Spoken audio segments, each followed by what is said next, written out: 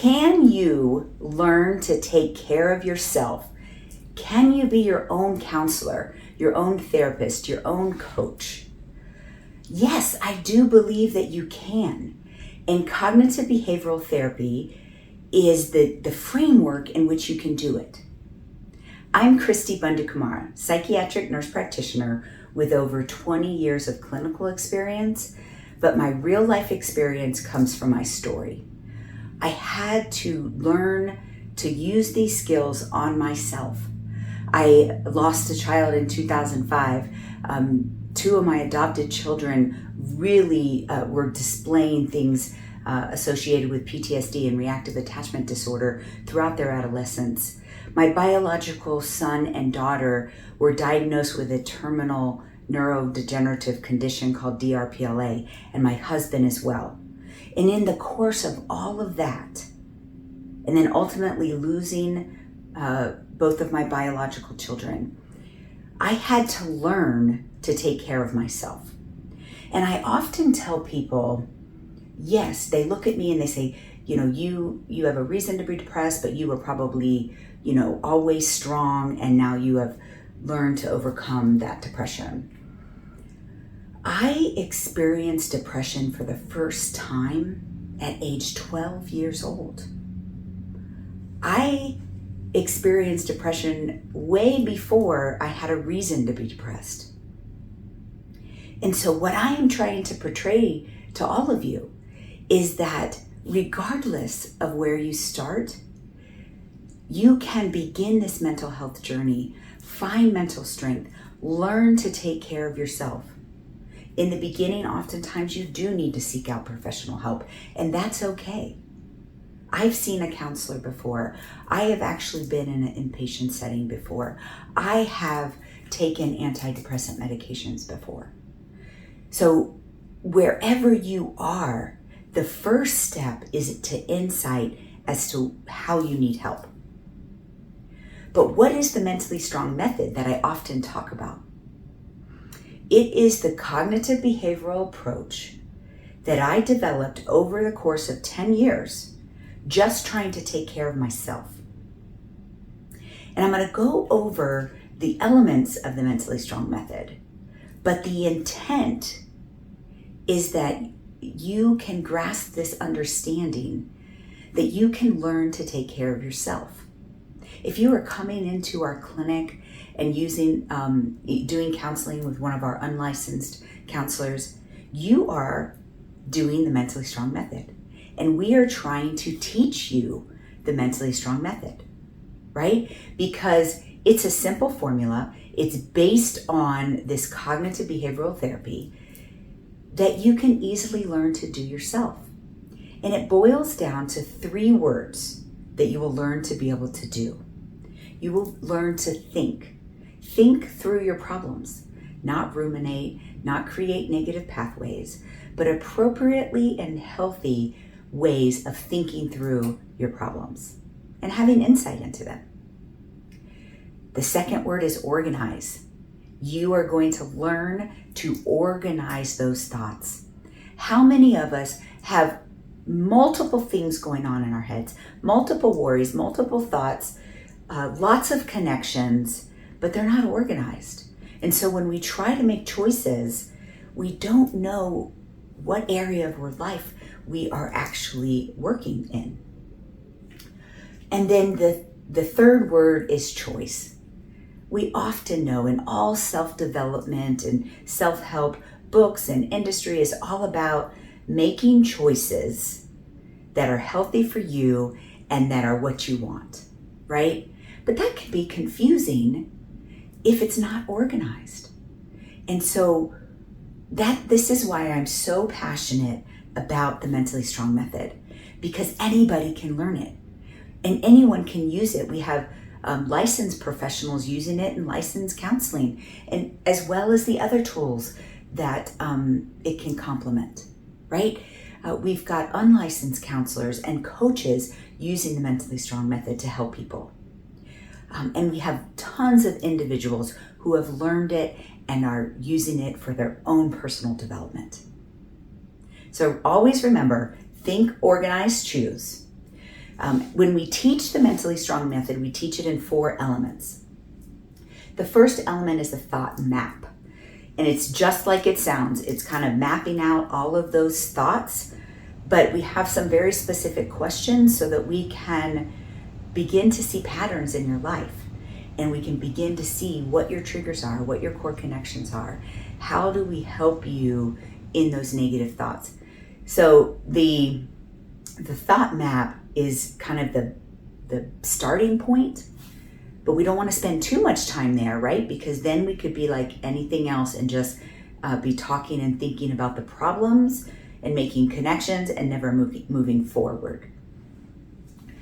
I love the thought map because in 20 minutes, I could get out years, maybe even a lifetime of connections to one feeling or thought you're having today.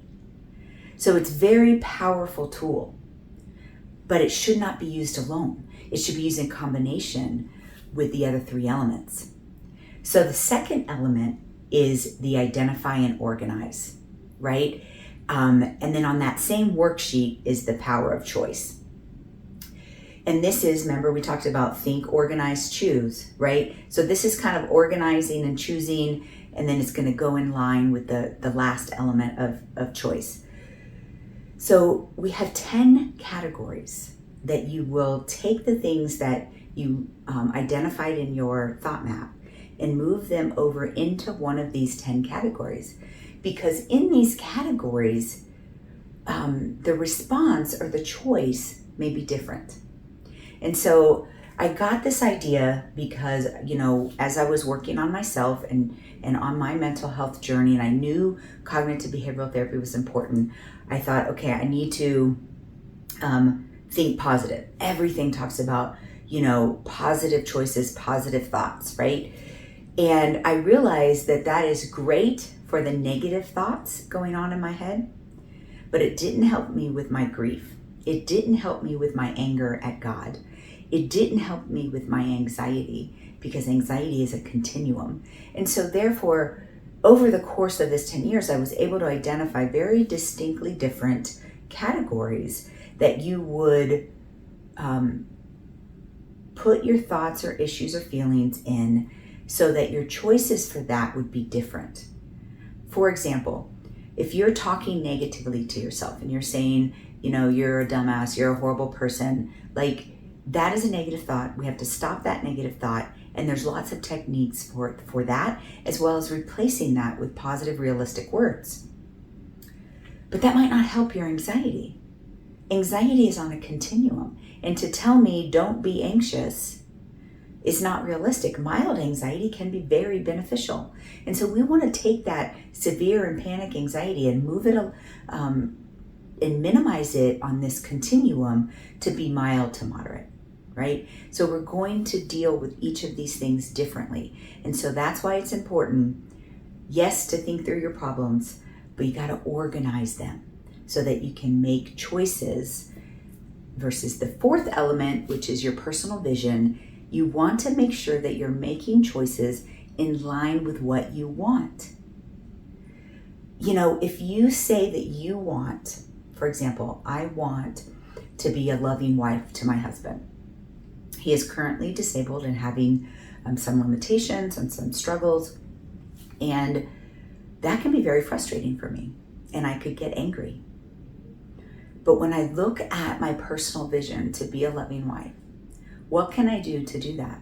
And some of the actions that come up, oftentimes when I'm trying to do, internally, this anger or frustration comes up. Well, where is that from?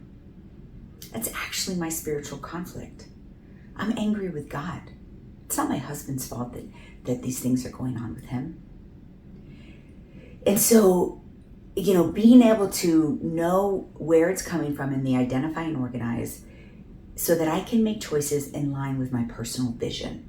Okay, and personal visions have to change. For example, I had a personal vision to make sure that I spent a lot of time and did all of these things with my daughter Maya.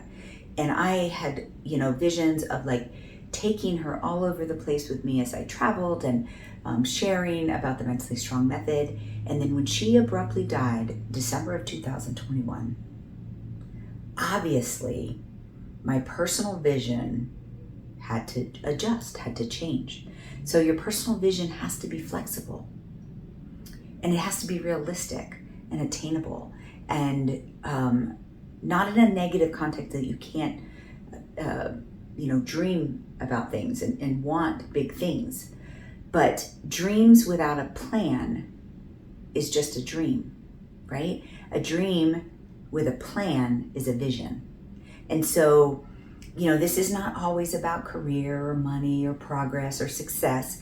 It can be personal visions and relationships. And so you can see how these 4 elements, if you took the time to learn the whole Mentally Strong method, you would have the tools to move forward. And we offer it in a class, an 8-hour class, an all-day event. But that's just the starting point. This is a lifetime journey. Your journey of mental health, which we're all on it, whether we acknowledge it or not. Your journey begins with learning how to take care of yourself. But then it's a lifetime. So learn how to take care of yourself. Start your mental health journey, and believe in yourself. Believe that you are mentally strong. Dig deep for it if you have to. I believe that you are mentally strong. If you got to the end of the video, you obviously enjoyed some of the content.